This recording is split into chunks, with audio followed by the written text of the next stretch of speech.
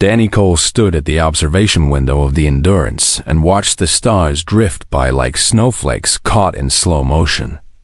And he wondered how his life had become so complicated in just 1 week 6 years he had spent climbing through the ranks of the Terran diplomatic corps. 6 years of smiling at ambassadors and memorizing cultural protocols and learning how to say please and thank you in 47 alien languages. And not once in all that time had he ever requested an easy assignment. He liked the hard ones, the missions that nobody else wanted. The postings on frozen moons and desert planets where the food was terrible and the company was worse. Because those were the places where a man could prove himself without anyone watching too closely. But Admiral Patricia Lang had other plans for him. She had called him into her office 3 weeks ago. Her silver hair pulled back in a tight bun and her eyes sharp as broken glass. And she had smiled at him in a way that made his stomach drop. "Danny," she had said, "I have a special assignment for you." Those words had echoed in his head ever since, bouncing around his skull like a warning bell that he had been too foolish to hear. The Zerani Empire had ruled 1,000 star systems for 10,000 years before humanity had even learned to make fire. And their princess, their youngest and most beloved princess, had requested permission to study aboard a human vessel as part of a diplomatic exchange program. Her name was Valeth. And she was everything that Danny had learned to fear. She was tall, nearly 7 feet, with skin the color of polished silver and eyes that held the deep violet of a dying sun. And when she walked through the corridors of the Endurance, every crew member stopped to stare. She moved like water, like music, like something from a dream that you could never quite remember when you woke up. And her voice was soft and warm and made Danny think of honey and summer nights and all the things he had trained himself to stop wanting. His job was simple. Admiral Lang had told him, keep the princess happy, keep her safe, and keep her away from anything that might cause an interstellar incident. What the Admiral had not told him was that the princess would decide to focus all of her attention on him. Had started on the first day, when Valeth stepped off her shuttle and onto the Endurance's landing bay, her silver robes flowing behind her like liquid moonlight, and her eyes had swept across the assembled crew until they landed on Danny. She had smiled then, a small curve of her lips that seemed to hold 1,000 secrets. And she had walked straight toward him while ignoring every other officer in the room. "You must be Danny Cole," she had said, and her voice had wrapped around his name like a silk ribbon around a gift. "I have heard much about you." Danny had stammered something polite and forgettable, something about being honored and hoping she would enjoy her stay. And the whole time his heart had been pounding so hard that he was sure everyone could hear it. That night at dinner, she had asked to sit beside him, and she had spent the entire meal asking questions about Earth, about human music and human art and human stories. And Danny had answered as best he could, while trying not to look directly into those violet eyes. The next day, she had requested a tour of the ship, and she had asked specifically for Danny to guide her. And he had walked her through engineering and the medical bay and the recreation deck while she listened to every word he said like it was the most important thing she had ever heard. By the end of the first week, Danny had noticed a pattern wherever he went. She seemed to appear, not in an obvious way, not in a way that anyone else would notice, but she was always there at the edge of his vision, watching him with those endless violet eyes. She asked questions that only he could answer, questions about human emotions and human relationships and human dreams. And each time he answered, she leaned a little closer.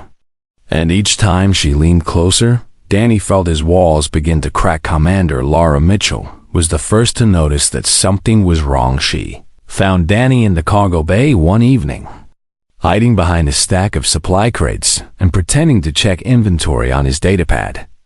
And she stood over him with her arms crossed and her eyebrow raised. "You want to tell me why you're hiding in the cargo bay?" she asked. "I'm not hiding," Danny said. I'm doing inventory. You're hiding from a princess. Danny did not answer, because there was no answer that would not make him sound like a coward. Laura sighed and sat down on a crate beside him, and her voice softened in a way that made Danny uncomfortable. Talk to me. Danny, what's going on in that head of yours? He was quiet for a long moment, and then the words came out before he could stop them. She keeps looking at me, he said. She keeps asking me questions and smiling at me and finding reasons to be wherever I am. And I don't understand why. Maybe she likes you. Danny laughed. But there was no humor in it. Princesses don't like guys like me, he said. That's not how the universe works, Lavra. That's not how anything works. Lavra studied him for a moment, and Danny could see the understanding dawning in her eyes. Could see her putting together the pieces of his past that he had tried so hard to keep hidden. This is about more than just her. Isn't it? She said quietly. Danny stood up and brushed off his uniform, and he walked toward the door without looking back. I have work to do, he said that night, lying in his bunk and staring at the ceiling. Danny made a decision. He would not let himself be the fool again. He would not let himself believe that someone like Princess Velith could ever truly be interested in someone like him. And he would not let his heart be broken by kindness that was never real. Starting tomorrow, he would become a ghost. He would trade shifts and eat alone and take the maintenance corridors instead of the main hallways.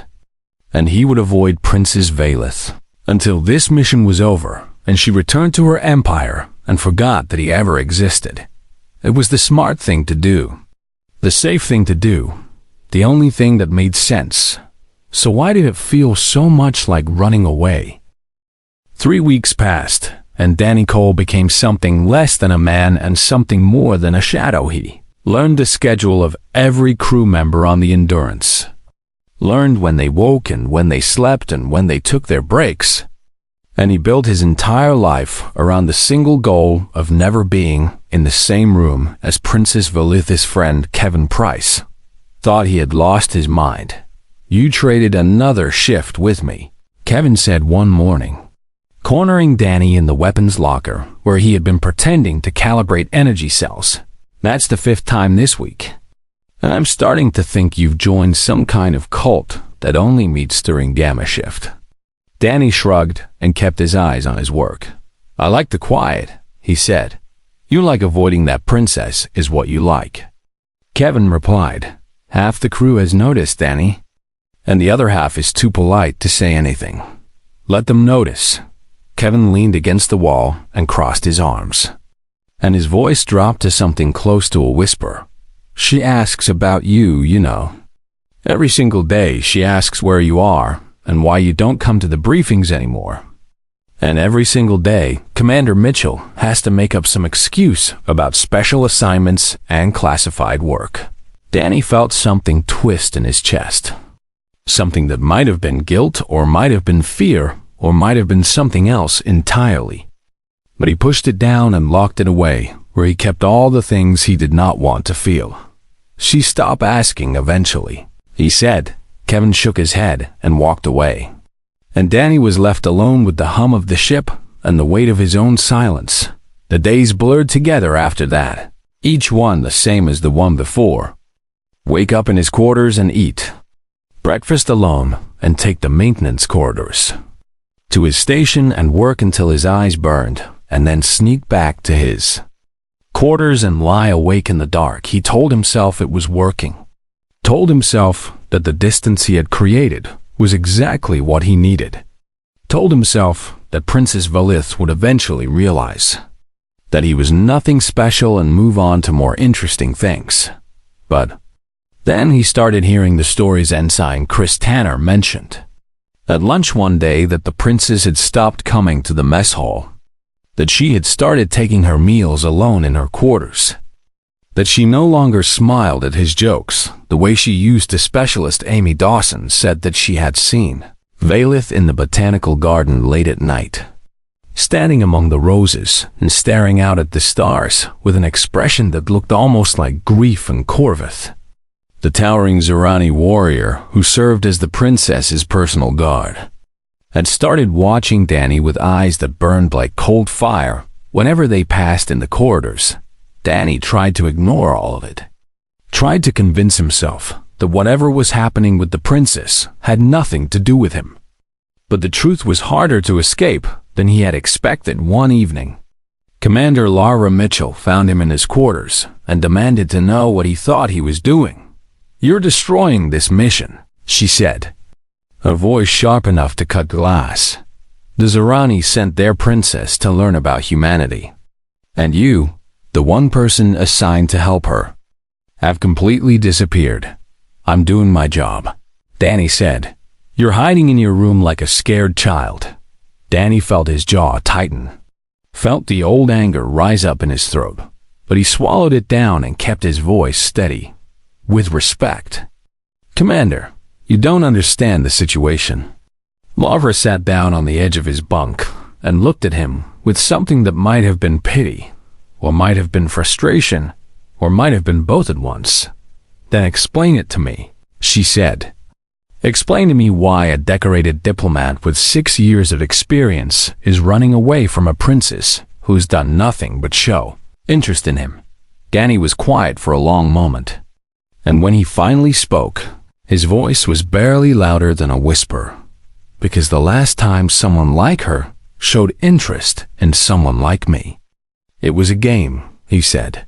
"A cruel, stupid game that ended with me being the punchline." Laura's expression softened, and Danny hated the understanding he saw in her eyes. "Tell me," she said. So he told her. He told her about growing up poor on the outer colonies, about the wealthy kids at the academy who had pretended to be his friends only to mock him behind his back, about the senator's daughter who had asked him to the winter formal and then stood him up while her real friends watched and laughed. He told her about the years he had spent building walls around his heart, about the careful distance he kept from anyone who seemed too good to be true, about the voice in his head that whispered every day that he was not worthy of kindness from people who lived in palaces. When he finished, Lara was quiet for a long time. "Danny," she said finally, "I understand why you're afraid. I really do. But you need to consider the possibility that you might be wrong." "What do you mean?" "I mean that Princess Valith is not a senator's daughter from the academy," Lara said. "She's a member of a species that has existed for 10,000 years. A species that values honesty and sincerity above all else, and from everything I have observed, her interest in you is genuine." Danny shook his head. "You can't know that." "No," Lara admitted, "but neither can you. And right now, you're punishing her for the sins of people she has never met." She stood up and walked to the door, and she paused with her hand on the frame. "I'm not going to order you to do anything," she said. "But I want you to think about something, Danny. That princess has been on this ship for almost a month. And in all that time, the only person she has ever asked about is you. The only person she has ever wanted to spend time with is you. And the only person who has broken her heart is you." The door slid shut behind her, and Danny was left alone with the silence and the stars and the terrible weight of what he had done that night. He did not sleep. He lay in his bunk and stared at the ceiling and thought about violet eyes and silver skin and a smile that had held 1,000 secrets. And he wondered if Lara was right, wondered if he had spent so long protecting himself from pain that he had forgotten how to recognize something real. But even as the doubt crept in, the fear was stronger. The fear that had kept him alive all these years. The fear that whispered that princesses did not fall for men like him, and that kindness from beautiful people was always a trap. He closed his eyes and tried to forget the stories he had heard. Tried to forget the image of Valith standing alone among the roses with grief written on her silver face. But forgetting was harder than he had expected, and the guilt followed him into his dreams. It happened at 03:00 hours on a Tuesday, in the botanical garden on Deck 7, where specialist Amy Dawson had grown roses from seeds carried across 100 light years of empty space. Danny had not been able to sleep again. And he had wandered the ship like a restless ghost until he found himself standing outside the garden door with his hand hovering over the control panel. He had assumed the garden would be empty at this hour, had assumed that everyone with any sense would be asleep in their bunks while the ship hummed its quiet song through the darkness between stars. He was wrong. The door slid open and Danny stepped inside. And the first thing he saw was silver skin catching the artificial moonlight that Amy had programmed into the ceiling. Princess Valeth stood among the roses, her back to the door and her head tilted up toward the false stars that glittered above her. And she looked so small in that moment, so fragile, so unlike the powerful alien royalty that the diplomatic briefings had described. Danny froze in the doorway, every instinct screaming at him to run, to back away slowly and pretend he had never been there, to return to his quarters and lock the door and wait for morning. But before he could move, Valeth turned around and Danny saw her tears. They were not like human tears, not quite. They were thicker and more luminous, and they caught the light like liquid diamonds as they rolled down her silver cheeks. And they were the most heartbreaking thing Danny had ever seen. Valeth stared at him across the garden, and her violet eyes were filled with something that looked like desperation. Like she had been waiting for this moment for weeks, and now that it was here, she did not know what to do. "Danny Cole," she said, and her voice cracked on his name like thin ice breaking under too much weight. Danny opened his mouth to speak, but no words came out. Valeth took a step toward him, and then another. And then she stopped in the middle of the garden with roses blooming all around her like a crown of red and pink. "Why do you run from me?" she asked, and her voice was barely louder than a whisper. "What have I done to offend you? What crime have I committed that you treat me like I am poison?" Danny felt his heart clench in his chest, felt the guilt he had been carrying for weeks rise up in his throat like bile. "Your Highness," he started to say. But Valeth shook her head, and the tears fell faster. "Do not call me that," she said. "Do not hide behind titles and protocols when I am standing before you asking why you hate me. I don't hate you." "Then why?" Valeth demanded, and her voice rose with something that sounded almost like anger. "My people sent me here to learn about humanity, to understand your species, to build bridges between all worlds that might last for 1,000 generations. And you, the one human I was told would help me, the one human I wanted to know, you will not even look at me." Danny forced himself to meet her eyes, and he saw the pain there, the confusion, the desperate need to understand what she had done wrong. "I have studied your people," Valeth continued, and now her voice was shaking. "I have read your literature and learned your music and memorized your history. I have watched your films and listened to your songs and tried to understand the strange and beautiful way that humans see the universe. And I did all of this because I wanted to be worthy of this mission. I wanted to understand. I wanted to connect." She wiped her eyes with the back of her hand, a gesture so human that it made Danny's chest ache with something he could not name. "But you will not let me," she whispered. "You will not give me the chance." Danny stood there in the doorway, frozen between the urge to run and the need to stay. And he realized that he had never in his life felt more like a coward than he did in this moment. "Tell me what I did wrong," Valeth said, and her voice was pleading now, broken and raw and full of a sadness that seemed too big for the garden to hold. "Please, Danny, just tell me. Because I have spent every night for 3 weeks trying to understand, and I cannot figure it out." She took another step toward him, close enough now that he could see the light reflecting off her tears, close enough that he could smell the faint scent of alien flowers that clung to her silver skin. "Is it because I am Zorani?" she asked. "Is it because my people are different from yours?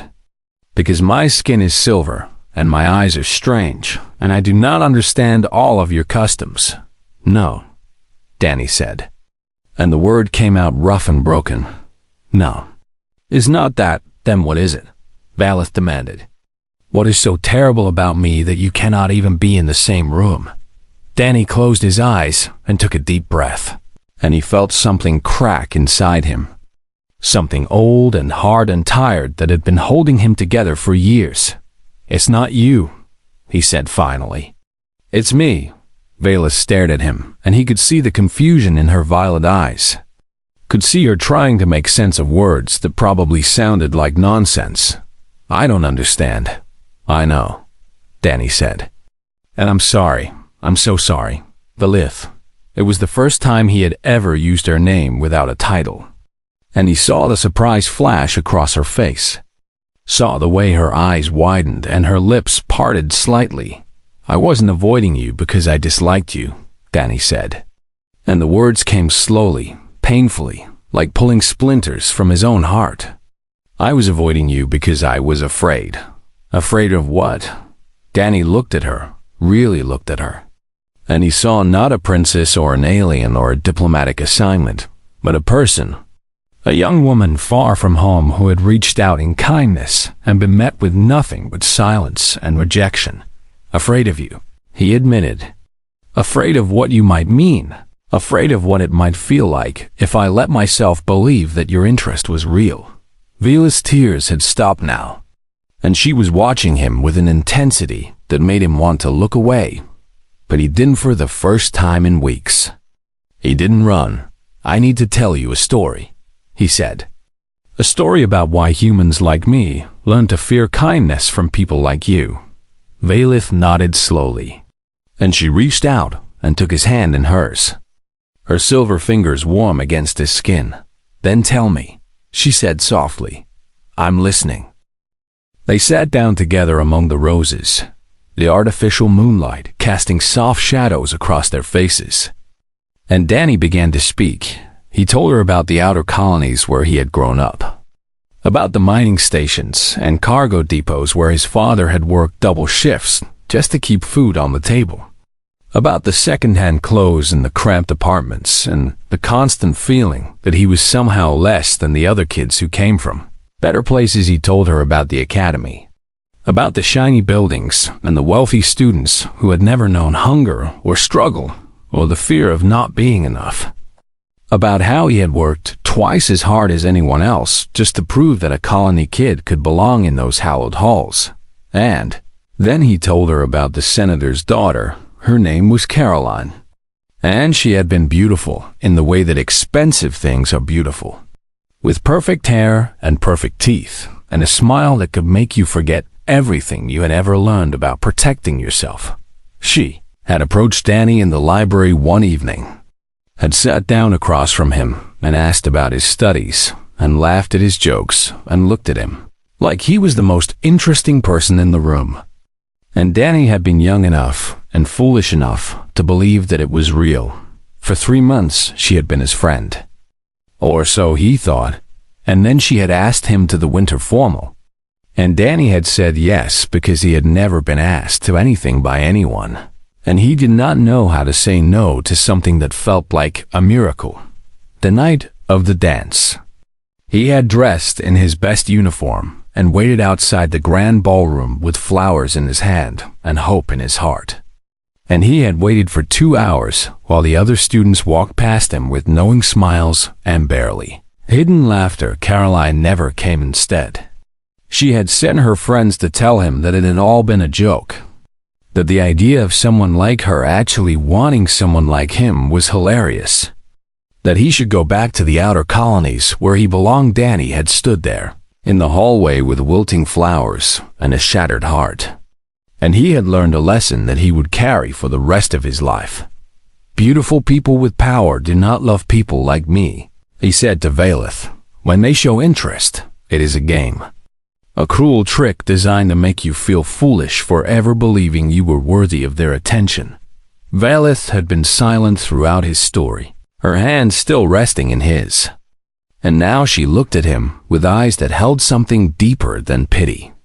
That is a terrible thing to learn, she said softly. It kept me alive, Danny replied. It taught me to keep my distance, to never trust kindness from people who seem too good to be true. To protect myself from the pain of hoping for things that were never meant for someone like me. He looked down at their joined hands, and her silver fingers interlaced with his darker ones. And he felt the old fear rising up again, whispering that this too was a trap. That she would laugh at him eventually, that he was making the same mistake all over again.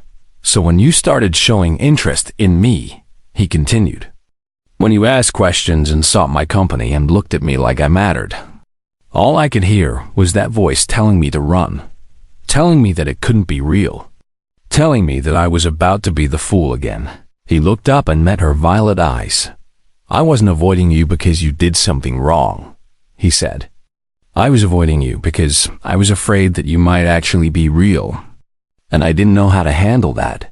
Valeth was quiet for a long moment, and Danny braced himself for her to pull away, to realize that he was damaged goods, to decide that a princess had better things to do than comfort a broken diplomat from the outer colonies. But she didn't pull away instead. She lifted her other hand and placed it gently against his cheek, her silver palm cool and soft against his skin. My people do not play such games, she said, and her voice was steady and certain. When a Zirani shows interest in another being, it is genuine, it is sincere. It comes from a place of true curiosity and real connection. Danny felt his throat tighten. How can you be sure? He asked. Because we cannot lie the way humans do, Valeth replied. Our biology does not allow for it when we speak. Our emotions are visible in the patterns of light that move beneath our skin. If I tried to deceive you, you would see it.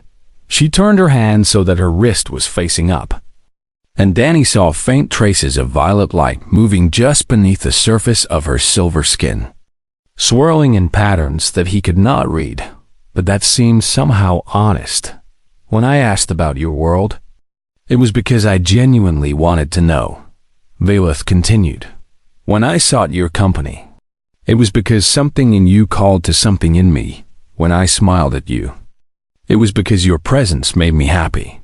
She leaned closer, and Danny could see the light patterns in her skin growing brighter, more complex. Humans are strange to me, she whispered.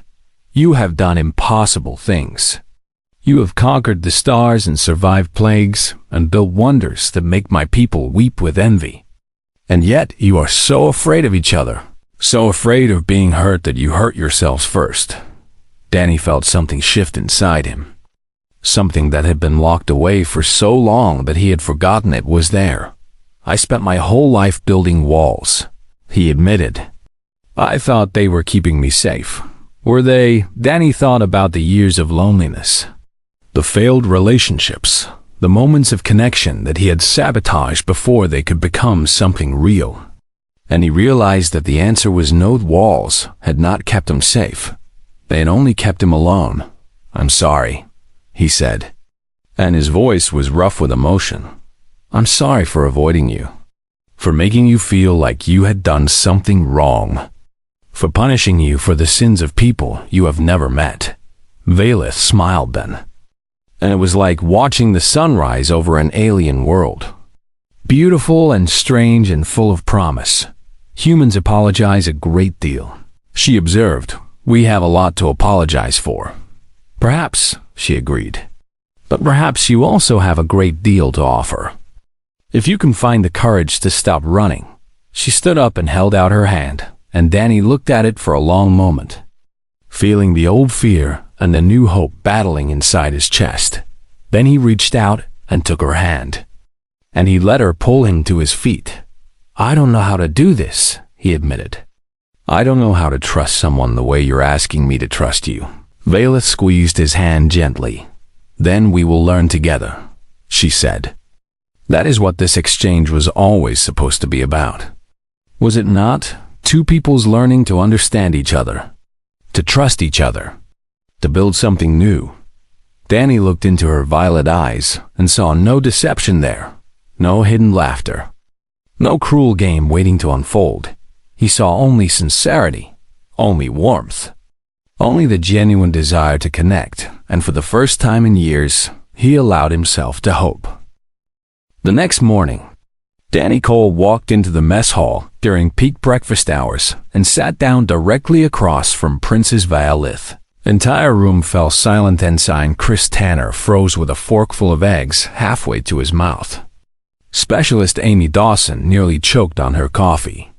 And Commander Laura Mitchell lowered her datapad with an expression of pure disbelief. Even Corvith, the towering Zerani guard, who had been watching Danny with hostile eyes for weeks, seemed momentarily stunned by the sudden change. Danny ignored them all.